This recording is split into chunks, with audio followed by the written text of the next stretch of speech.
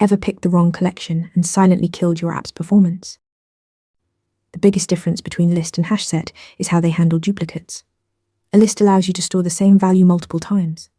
Add the number 5 3 times and you get 3 5s in there. A HashSet, on the other hand, only keeps unique values. Try adding a duplicate and it simply gets ignored.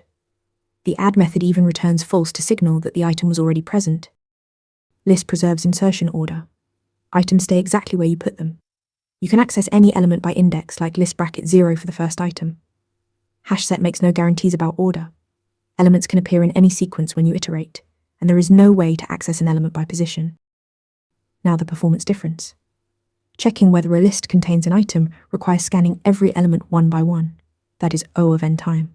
A HashSet uses a hash table internally, computing exactly where a value lives in memory and jumping straight to it. O of 1, constant time regardless of how large the collection grows. For large datasets, this gap is enormous. Internally, HashSet relies on hash code and equals, so make sure these are correctly implemented on any custom types you store. Use list for ordered, indexed, or duplicate data. Choose HashSet when you need unique values and fast lookups.